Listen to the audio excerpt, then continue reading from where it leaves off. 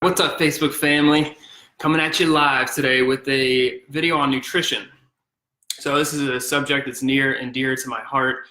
As some of you know, I studied human nutrition while I was undergrad before I got into PA school, and exercise and wellness. And so nutrition is obviously an absolutely critical component to weight loss or weight gain, optimizing our body in any way. Nutrition is funny because it is an evolving science.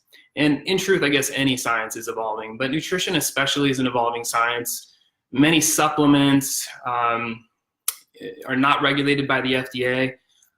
There's so much controversy about ketogenic diets or carb intake, sugar, the obesity epidemic, all of this stuff. And so I made it my mission for my clients to give them a module, which is what I call demystifying your diet, which allows us to have science-backed, peer-reviewed, evidence-based literature to support choices that we make in our diets, essentially. And so, hey Janet, good to see you. And so that's something that I really pride myself in. I'm very researched in the literature. Those of you that know me or have been on any of my programs know that I love the literature. And as the literature evolves and changes, my programs evolve and change. I'm not dogmatic. Everybody needs their own approach to nutrition. And so one of the things that has gotten kind of forgotten about and sort of washed over is protein, because there's so much focus on fat and should we be eating healthy fats and what kind of fats should we be eating. I can make a separate video on that. I can make 10 videos on that. Or carbs, like we should be limiting carbohydrates, and this is our primary focus. And the macronutrient that's gotten forgotten about is protein. And in truth, if you're trying to lose weight, if you're trying to gain weight, if you're trying to put on more muscle, if you're trying to perform at an optimal level in any category, even if you're at your ideal body weight, protein must be a focus of yours. And so the purpose of this video is it was a request from a dear friend of mine, Andrea. And so, and if you guys have requests for videos you would like to see, then drop them in the comments and I'll see if I can get something made for you guys. I had a protein module already, as I said, that I've completed for my clients. And so I basically just pulled information from that and I'm going to tell you about it today. There will be some emphasis on plant-based diets, specifically vegan, to be clear, since plant-based is sort of this gray term these days.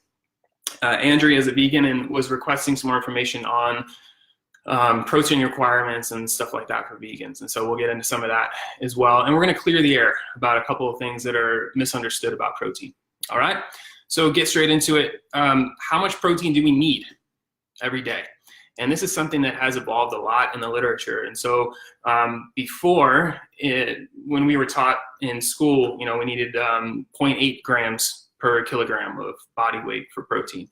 And that as the literature has come out, in fact, there's a meta-analysis done recently, which is a study that looks at studies. It takes multiple studies, puts them all together, makes sure that their methodology and everything was correct, and then they assimilate all the findings and they come up with a general kind of rule of thumb or recommendation. This particular study evaluated 44 studies for protein requirements for healthy adults. And this is not for kids, but for healthy adults. And what they found was that the needs are dynamic based on your body weight, your starting body weight, and what your goals are. And so if we're overweight and we're trying to lose weight, we need actually less protein than if we're very lean and trying to perform at a high level, okay? And so protein requirements, if you look at the literature over the last, say, 10 years or so, have increased. And so now we're at a point where the recommendations, and this is all going to be in kilograms, and I can talk you through how to find your own calculations if you want. But the protein requirements now are, if you are overweight, trying to lose weight, sedentary, you're not very active, you can get away with 0.8 grams per kilogram, okay? And this is a dynamic range that's going to go all the way to elite athletes, Ironmen, triathletes, people who are doing CrossFit like 2 workouts a day need 3 grams of protein per kilogram. So there's a big range there, right? 0.8 to 3. So where do we fall? So if we're healthy individuals, moderately overweight, but we're physically active, or if we're yogis and we already are feeling pretty good, we're at a pretty ideal body weights. Where I personally eat is 1.5 grams per kilogram. Okay, so I'm 77 kilograms. 170 divided by 2.2 is 77. Times 1.5 is about 125. And so that's the amount of protein I get every day. And so you would take your body weight, divide by 2.2, and wherever you fall on that spectrum, we can just say from 1 gram per kilogram to 3 grams per kilogram, you would multiply your body weight by that. Okay, and that'll give you the amount of protein that you need in a given day. Andrea, for you specifically, I would say you're probably around the 1.5 mark as well. Okay, because you're in great shape and you're active. And so the leaner we are, the more protein we need to maintain that lean muscle mass. Okay, sort of almost like a paradox if you can consider it that way. And so that's the protein requirement daily. How much protein can we assimilate in one sitting? Like, are we urinating out protein? Are we wasting, are we taxing our kidneys unnecessarily?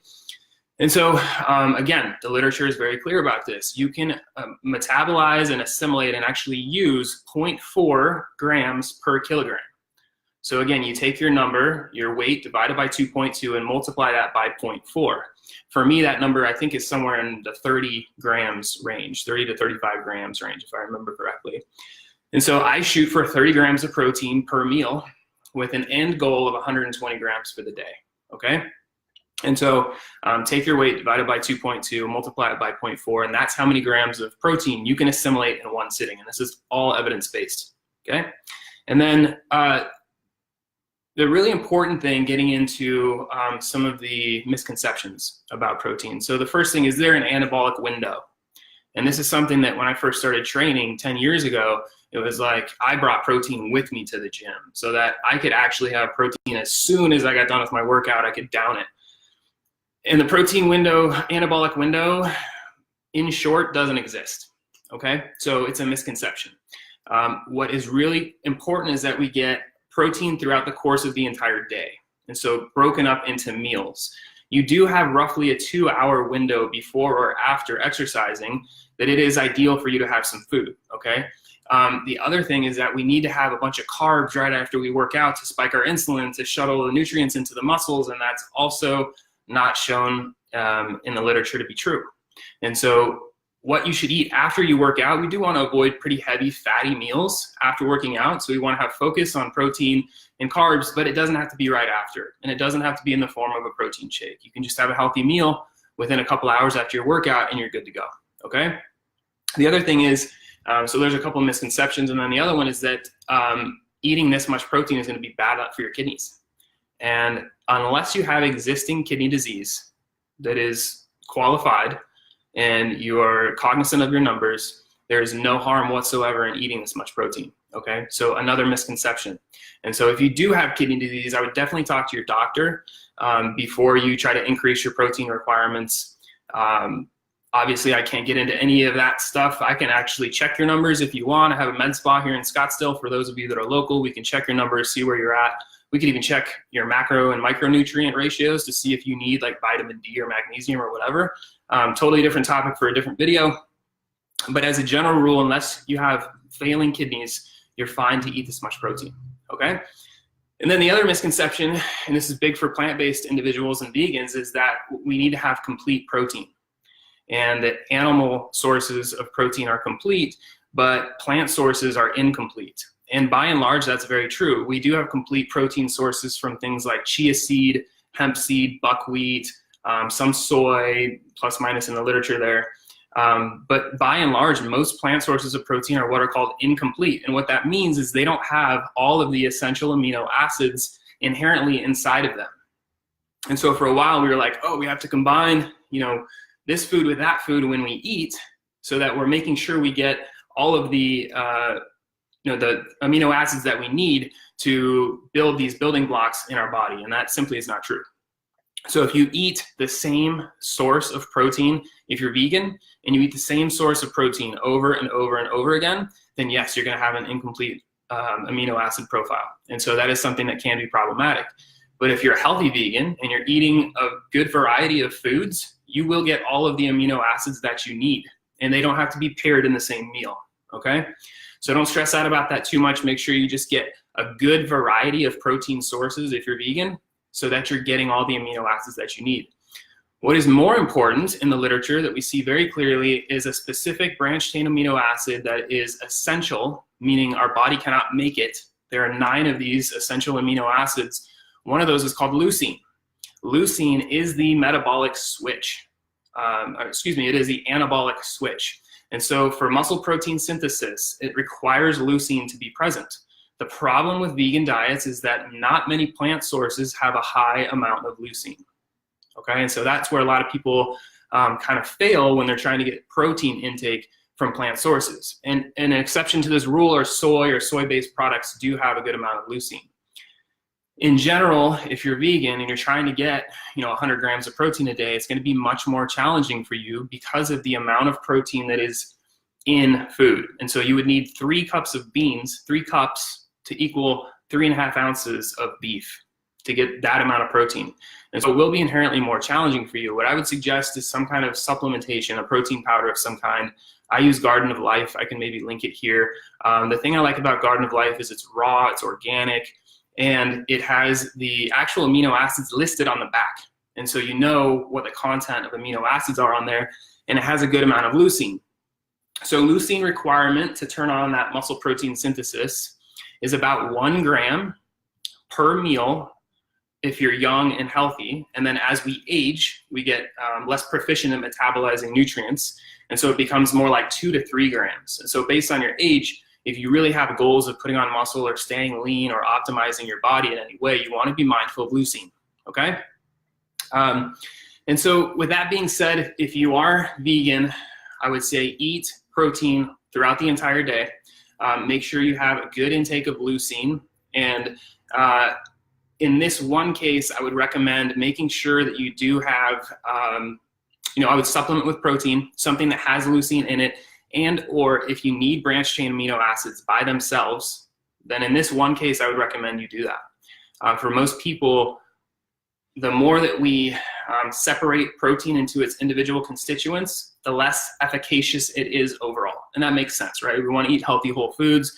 We don't want to pick everything apart and worry about the details. It doesn't have as much of a high yield for us to put our energy in that way, okay? And so protein should be kind of the cornerstone of your meal. All right, I would invite you to make protein the cornerstone of your meal.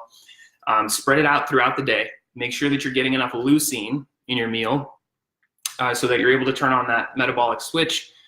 And don't stress so much about the small stuff, about picking apart, specific little pieces of your diet.